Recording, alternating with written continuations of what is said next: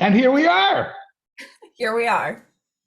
Savannah Brooks, Agent Supreme. Welcome to the show. Thank you. Thank you for inviting me, Mel. Oh, don't be silly. I've been waiting to invite you for years, before you were born. Before we start, I always forget to introduce the program out of excitement. So my name is Mel Rosenberg, and I'm the host of the Children's Literature channel of the New Books Network.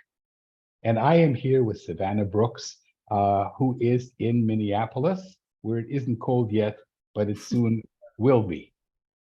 Hi, Savannah. So, yeah. It's kind of funny having a name Savannah and living in Minnesota. How did that happen? Well, my mom is from Savannah, Georgia. So it is, my full name is actually Savannah Laurel Brooks, which is about as Southern as my parents are. I was born in Chicago, but they are from Alabama and Georgia, so representative of them. It's a good thing my mother didn't decide to call me Winnipeg. I don't know. That could be cute. You think? Yeah, Winnie, Peggy, got options, Mel. Well, actually, it started out as a Winnie the Pooh, so that's not bad. Oh, yeah, that'd be nice. Yeah, there's a whole story there, but we can talk about it later. Sure. So Savannah, you talk about your new job. You have a new job. You're associate agent at KT Literary. You just moved. You're up and coming. You're moving ahead. Tell us about it. Yeah. So I moved from the Jennifer De Chiara literary agency about a year ago, a year and a month ago, and moved up to being a literary agent at KT Literary. And there were like pretty exciting things that came with that step forward. I started opening up to other age groups and genres, although it's not kid lit stuff, so I don't know how applicable that is here. But it just, it felt like a big step to move up to a literary agent, being an associate agent previously, and to focusing on sort of bigger. So now you're a full agent. Yep, now I'm a full agent. Not that I knew the difference. It means you get to keep the whole 15%? It does not mean that you get to keep the whole 15%. That's usually, well, not every senior agent gets that either. Sometimes that split is 12 and 3, but usually a senior agent moves above 10%. Yeah. So let's hope that you move up there very quickly. Yeah, right. So in a couple of years, ask me again. All right. And you've recently you had a part-time job, and now this is what you do full-time. Yeah, so I was a professor. Well, I suppose I should say I was a lecturer at the University of Minnesota, and I love teaching. I've taught in some capacity for a long time. I still teach writing classes through the Loft Literary Center, but I was at the University of Minnesota and was teaching in their lit program, and they have a publishing certificate program. And I loved that, but yes, it's really, really exciting to be able to step into agenting full time. Took about 7 years, but we're there. Yeah, and so, I just all day, every day get to focus on this amazing job. It's wonderful. And I saw somewhere that people can consult with you. I think through MSWL, I'm not sure. Yep. Can you talk about that for a second? Yeah, so through the Manuscript Academy, which is, the counterpart of manuscriptwishlist.com, you can do a variety of different consultations, like different time consultations, and also how much, it can just be a conversation about like a query letter, or I can read the first like 10 or 15 pages. I can't totally remember. And I really love those. I think it's really helpful for, an agent to actually get eyes on your work or eyes on your query letter and give you, kind of prescriptive feedback, which can be really helpful, especially if you feel like your query letter isn't getting the bites that you want. It's pretty rare that you get to just sit down with a publishing professional and talk to them, which is kind of one of the problems in publishing, that it is so opaque. But it's nice that there are these avenues that you can do that. Okay, so we will add a link where people can consult with you, and let's talk a bit about the odds. Most of the agents that I have had on the show are seasoned agents. They're pretty full up. They see thousands of manuscripts a year. They take maybe a small handful. The odds are 1,000 or 3,000 to 1. It's like Robert Munch's my favorite paperback Princess, where the dragon says, "I've already eaten 20 princesses today. Come back tomorrow." Yeah. So are you actually looking for clients? This would be wonderful if you were.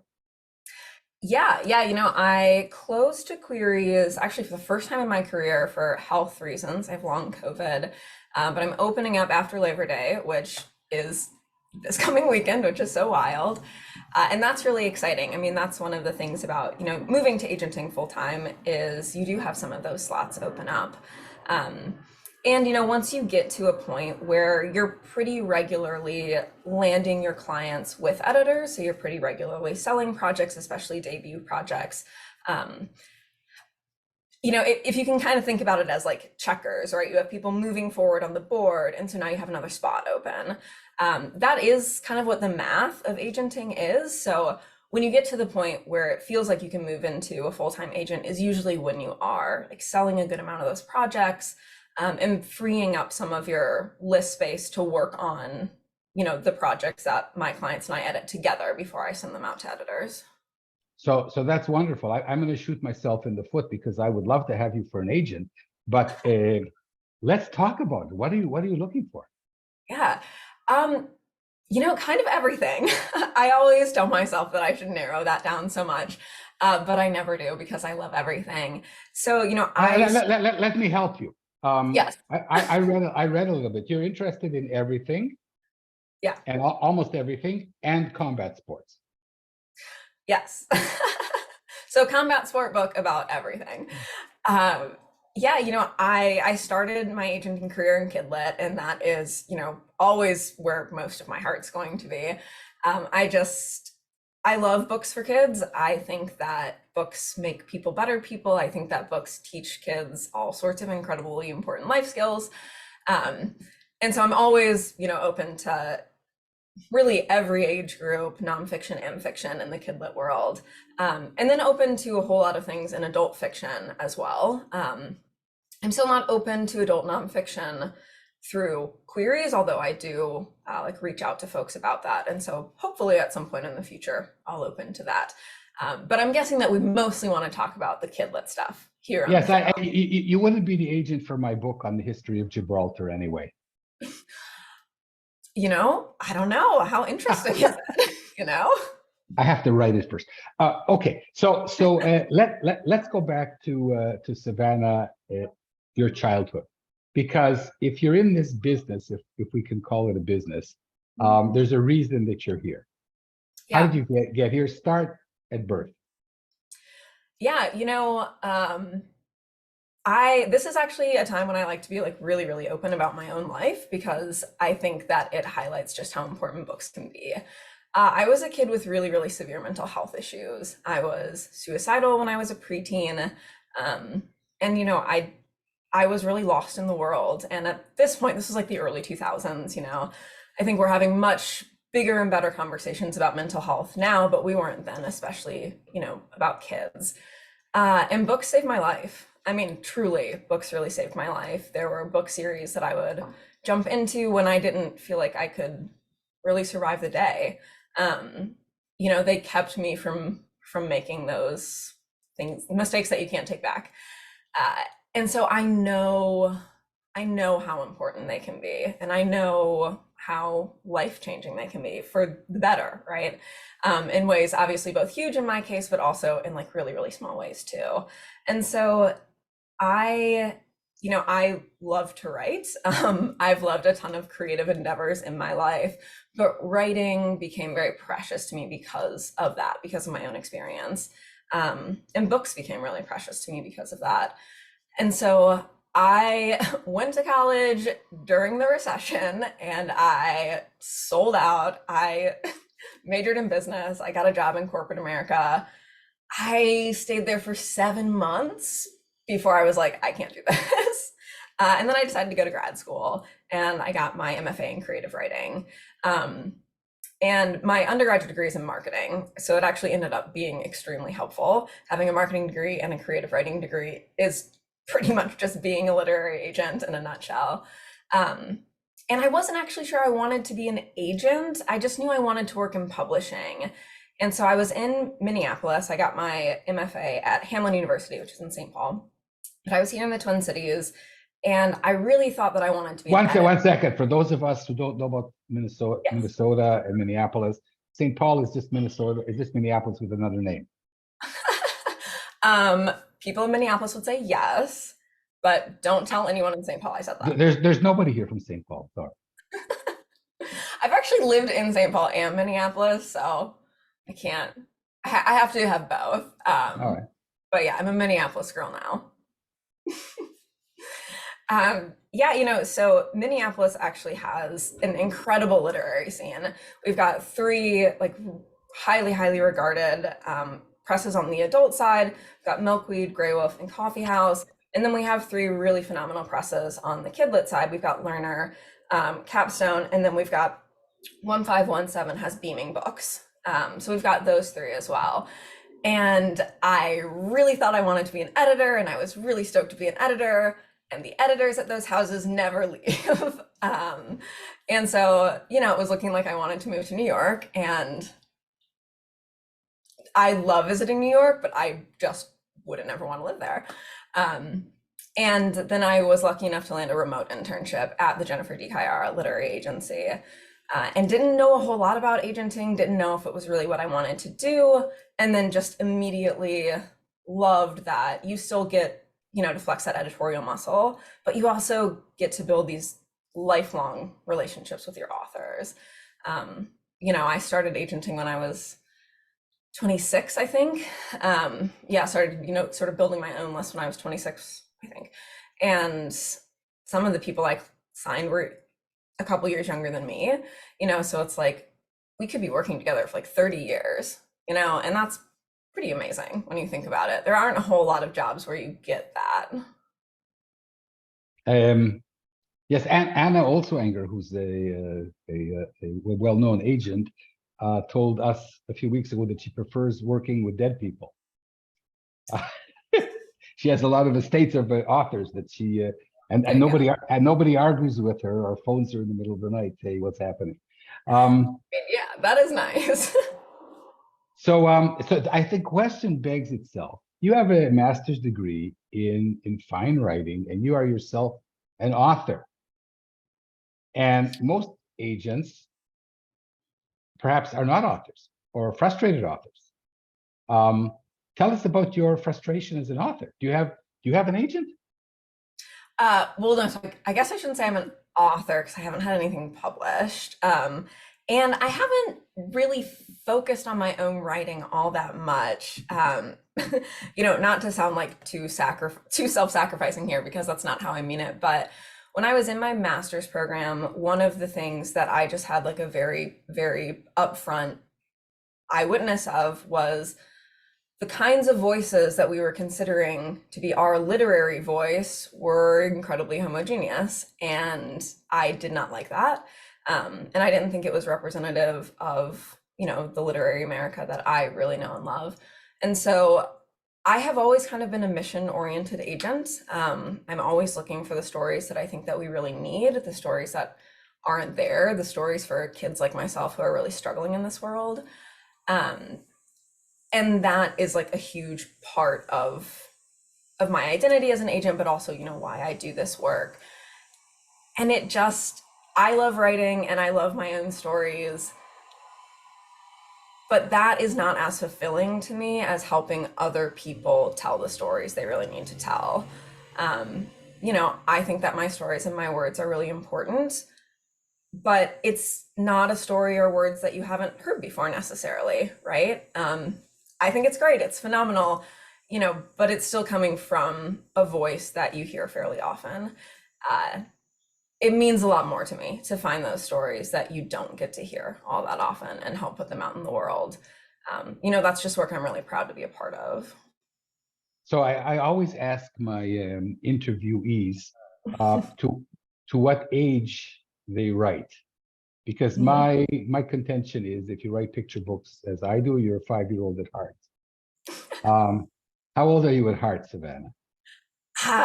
Well, I'm a few different ages at heart. I primarily write for young adults and adults, but I do have a couple like picture book ideas that I just sort of absolutely adore. Um, I'm a I'm a huge animal person. Like I have an entire sleeve that's all plants and animals native to Minnesota. I'm also like a crazy weird Minnesota person.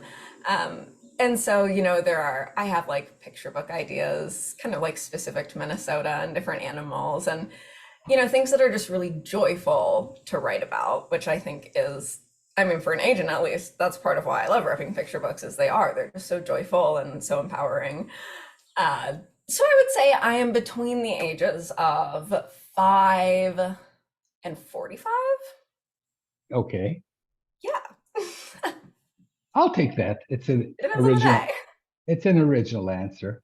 But I would contend, you talked about the hardships of growing up and how books saved you, but so many people are the same way. They carry around metaphorically their picture books their whole lives. I carry Madeline around. Everybody I think who's been exposed at the age of 5 to picture books carries some book through their whole life. What Absolutely. five-year-old book does what book does the 5-year-old Savannah Brooks carry around? I was not super original in Where the Wild Things Are. That was my very, very, I mean, I felt very akin to Max. Um, but also, just that kind of freedom of playfulness of being able to stomp around and be growly and be a monster. So this is really interesting. And part of the reason I like to do these interviews is, you do some research and you read in this net, and then Where the Wild Things Are. And that's not, I don't think it's an intentional willed book.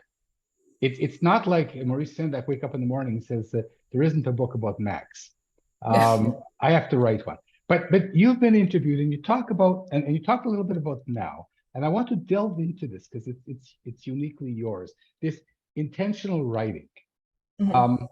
And yet you carry around with you a book that really isn't intentional writing. He's not writing about wildfires or specific animals.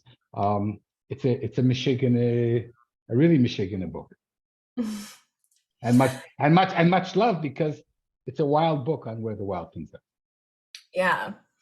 Yeah, I think for me, why Where the Wild Things Are resonates so much is it's one of the first books that really gives kids permission to explore the side of themselves that isn't necessarily childlike in what they might think of as being childlike. It's grumpy, it's unhappy, it's these kind of negative emotions, and I feel like a lot of times children are really frightened of negative emotions, because they feel very powerful. I mean, when I I work with toddlers also. I volunteer in early childhood development, and I work with toddlers. And whenever I watch toddlers throw tantrums, I'm always like, God, it's huge feelings for a tiny body, and that has to be really overwhelming in a lot of ways. Um, and so it's a book that kind of allows you to explore that overwhelm. And I think especially at the time, we were still kind of transitioning out of this phase where children really were not supposed to be monstrous. They really were supposed to be quiet, more of seen and not heard. And then you have a book that kind of challenges that. Um, yeah, and lets kids explore in a healthy way again, which, I feel like that is such a huge thing about picture books, is how do you explore your emotions in a healthy way? Absolutely. So is it possible? It's very hard for an author to actually get a real feel for what you're looking for, and maybe that's because you're not sure what you're looking for. But what picture book would you like to see next week on your computer? Yeah, the books that I'm looking to represent are a lot more specific than the books that I really love to read. And part of that just has to do with like myself as an editor. I think for agents, that is a really big consideration is what am I good at editing? What do I feel like I can really help, develop with this author? And so for me, that does tend to be more serious picture books on the serious side. And I love whimsical and sort of absurdist humor picture books, but will admit that I usually cannot add a whole lot to that. But you're an agent. You're an agent now. I mean, absolutely. But just as far as, my own literary expertise and my own writing expertise, what can I offer to an author? Because that is something that I'm always taking into consideration. Every agent would love to have that book arrive like right in their query manager, right in their inbox that is ready to be sold for six figures. But that doesn't happen all that often. And so typically you are looking at, what kind of like creative career can I create with someone? At least that's what I'm looking for, because I am such a creative person and I do come from such a creative background, that I like things to be more collaborative. And I was a pretty serious kid, and I just liked a lot of serious books. And I also think that a lot of times those are the books that really help parents and guardians and educators. How do you have a conversation about race relations in America if you teach in a really rural school district that's 99% white, right? And if you're a white teacher, how do you have that conversation? Picture books, right? That's a great time to bring in picture books. So always thinking too about those books that help other people understand what kids might need, because kids can't always explain that. And frankly, it shouldn't be up to them to have to explain it. As adults, we should already know.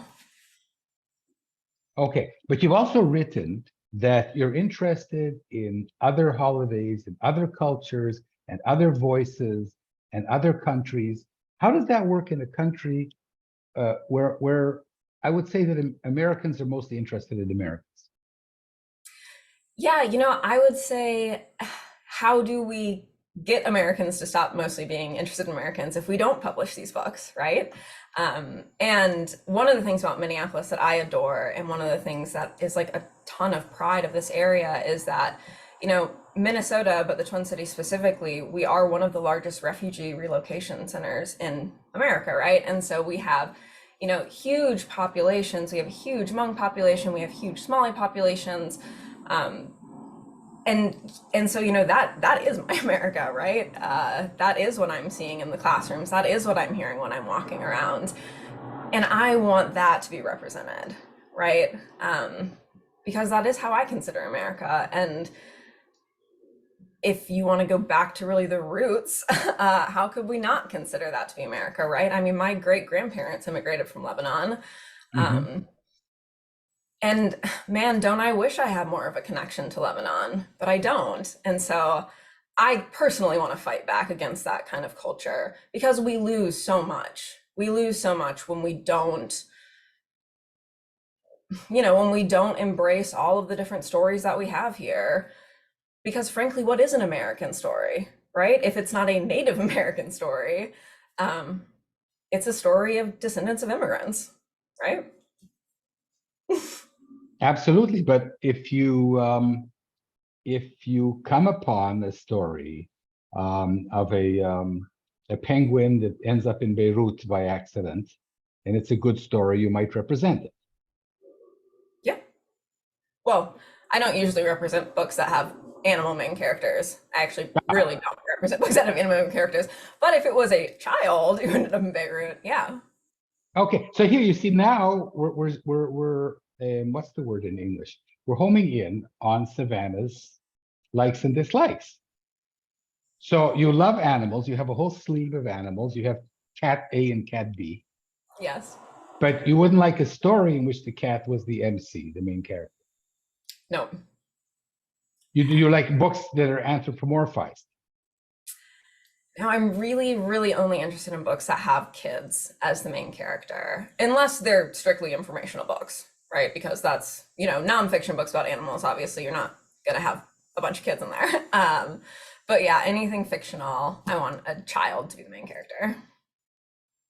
Okay, so that's very helpful to all the people who are listening. You want to show us, please, some of the books that you've sold? Absolutely, absolutely. Yes, I would love to.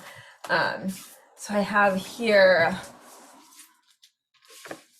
a couple books from the same author. So this is my author, Ty Chapman.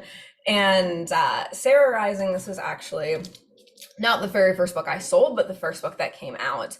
And this is just a book that's like extraordinarily near and dear to my heart because it's based on the Minneapolis uprising that happened after the murder of George Floyd. And so, I mean, you can see from the cover, it's a very political book. It's about a girl and her dad who go to a police brutality protest. When did it come out? When did it come out, Savannah? It came out in May of 22. Yes, I was like, this came out May of 23. What year is it? May of 22. Yeah. And so, and it came out through Beaming Books, which is here in Minneapolis. And so this happens to people who live in New York all the time. But I live in Minneapolis. Di lives in Minneapolis. The editors live in Minneapolis. And, we were all part of this like major historical event. We all walked in these protests, right? And so to be able to publish a book about it was pretty incredible. And then Ty's sophomore picture book, Looking for Happy, which is all about mental health and especially what mental health looks like, for Black boys, which are books that we don't have a ton of. This came out the next year, so May of 23. And then the first book I sold, but not the first book. Savannah, I would love to interview Ty. Please Yeah, that would be us. awesome. Please connect us. Yeah, absolutely. By the way, the sign of a good agent who's been on the show is I get emails afterwards. Mel, my client, so on and so forth, has just published. Would you like to interview them? Oh, that's awesome. Or her.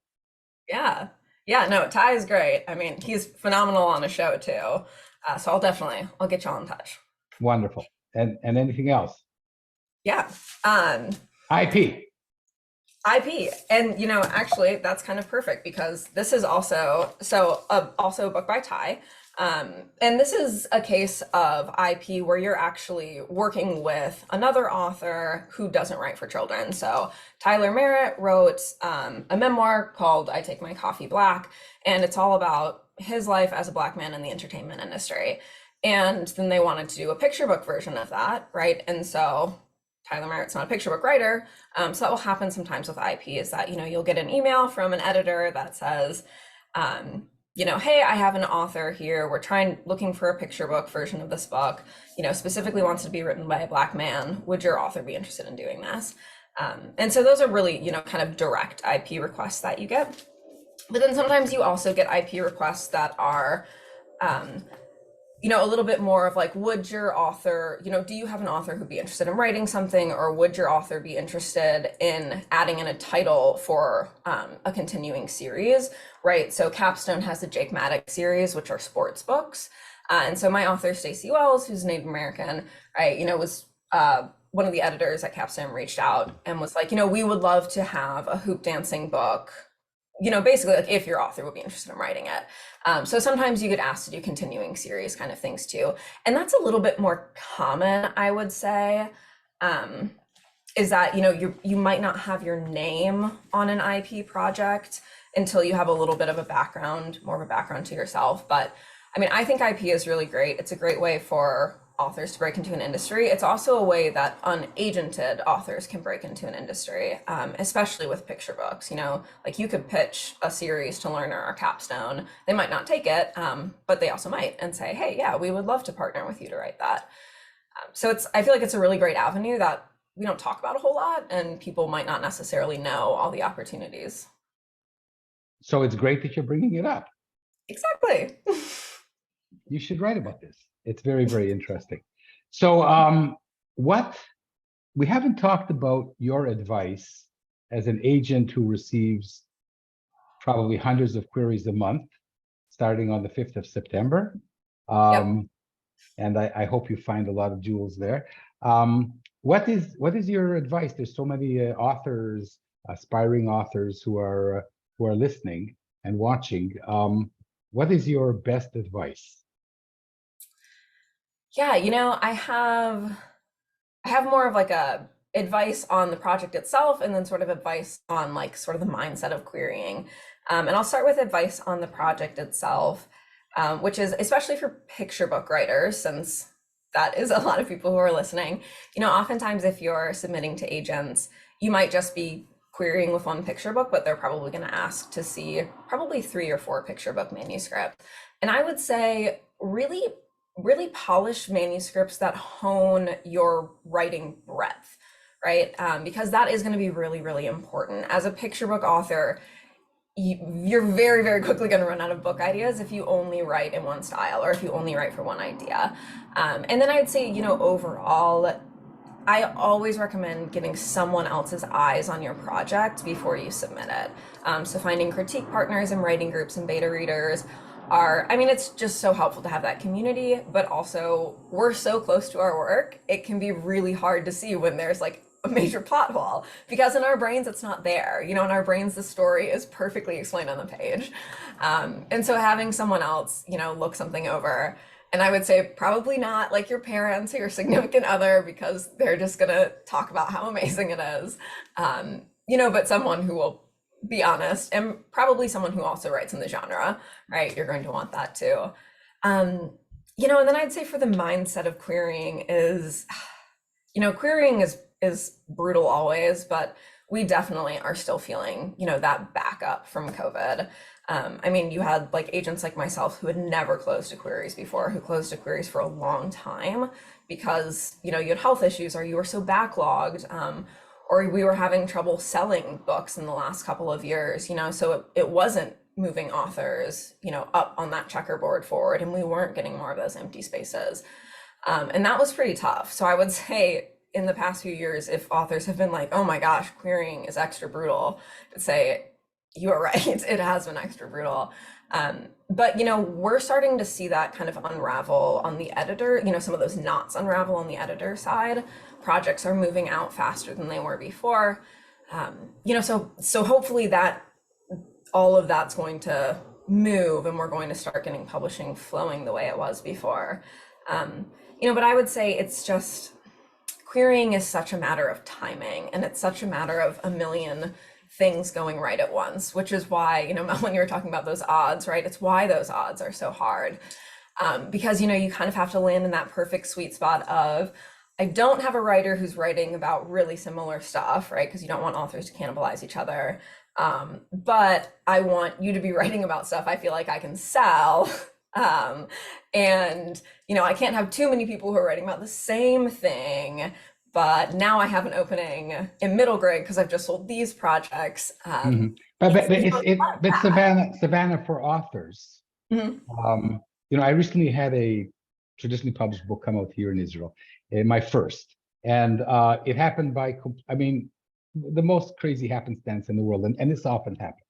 The chances are a zillion billion to one against you, and you just have to keep trying and persevere and write the best you can, right? But that's not much advice, because when somebody's querying you, they really, at the end of the day, have no idea what other projects you have in the works. You've asked for a story on Hanukkah. Maybe you have 42 stories now on Hanukkah. So should I send you a story about another Jewish holiday? You want combat sports, but I have a great story on hockey. Should I send it to you? And maybe you have, so it's a crapshoot for the authors, isn't it? Yeah, I would say it is. And, unfortunately, there just aren't a whole lot of ways around that. And I think part of that too is it is kind of hard to know exactly what you want and what you don't want as an agent, until you've seen it, right? Because I might say off the bat, like, I don't know about a story about hockey, but then you might send it to me and I might be like, oh my gosh, this is incredible. And all like top 10 romance novels right now are about hockey. So who knows, maybe it's going to really blast off as a sport. So I think a lot of agents are hesitant to put too many parameters around what they don't want. Because, for me, at least, so much of what I am looking for comes down to comes down to like the actual writing, right? I really, really love lyrical writing. I represent like 9 poets, sort of No, accidentally. but Savannah, you see, this is the beauty of interviewing wonderful people like you.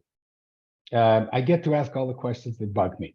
There's a book that a couple of people have read.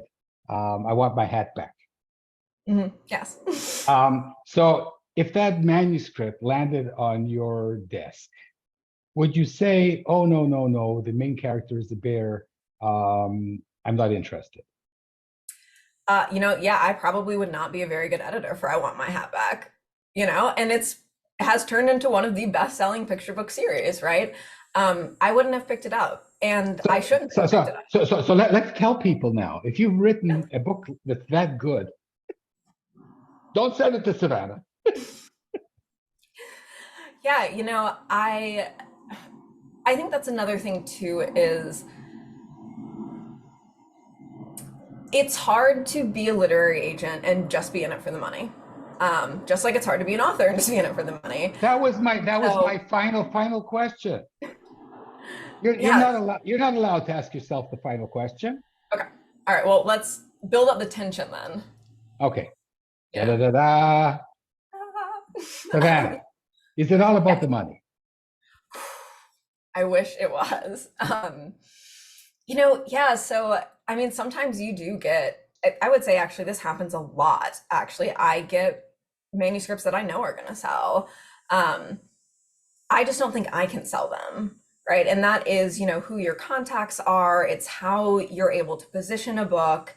It's how you're able to talk about a book. It's how well you know the tropes of a book, and for a lot of things, I just don't know them that well. I would say like romance is a really good example of that. Is for any age, it's a genre that I don't really know all the beats of. So I can read a manuscript and be like, wow, I bet someone is going to turn this into a New York Times bestseller, like next Emily Henry. But I'm like, but you know what? I don't know how to do that. Um, and, then do I want to stunt an author's career like that? If I feel like I can't actually help them, do I So want that? Savannah. So as an author, I think of writing for young children as a calling. It's like for me, it's like a religion.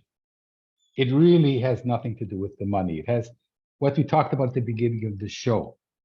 The young Savannah uh, with life-threatening issues in her life, clasping onto a book she loves as a kind of a lifesaver. Hmm. And I'm getting goosebumps. This for me is writing for kids. And it kind of irks me that so many people along the way, the gatekeepers, have to keep. I know that this is the way it is, right? Um, that money is such a overriding issue sometimes. And one of the things that came up during your confession here is that you're looking for books that have meaning to you and that have meaning to communities. Hmm. And they might not be Random House material. Yeah. And Yeah. I'm going to actually applaud you for that. And as an author, everything that you said would make me want to submit even animal books to you that you're going to reject. um, Is there anything I haven't asked you? Um, no, but I would add on to what you were just talking about there with, people ask me sometimes about like the statistics of how many authors do you have and how many authors do you have who get published. And that's something that I didn't ask you because I know. that's, it's kind of, in a weird way, kind of a point of pride for me that I'm not looking for that number to be 100% because I'll tell my authors, I don't know if we can sell this, but we really, really should try. And we might only sell it for $1,000 to a small house, but for all those kids who find it, who cares, right? Um, and balancing that with how do I get my authors to a point where they can can be financially stable, that's where strategy comes into play. That's where we talk about your career as a whole. That's where we talk about, all right, do you do IP books, right? To, make up some of that. But I'd say how do we break out of the super commercial mindset if we don't try, right?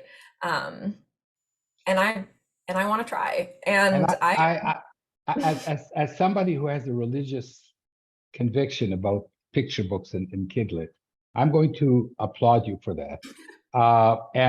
This is a good time for us to thank everybody. We're going to send everybody home. It's been 40 minutes that passed in a blink of an eye. And then we're going to come back and have a tete-a-tete just entre nous.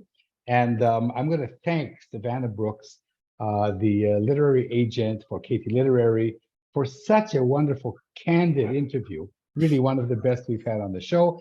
And before I forget, I'm Mel Rosenberg, the host of the Children's Literature Channel of the New Books Network. And thank you, everybody, for watching and for listening. You're a wonderful audience because I don't see you and I don't hear you. Savannah, we're going to go and come back. Thank you so much for being on the show. Thank you, Mal, and thank you to everyone else.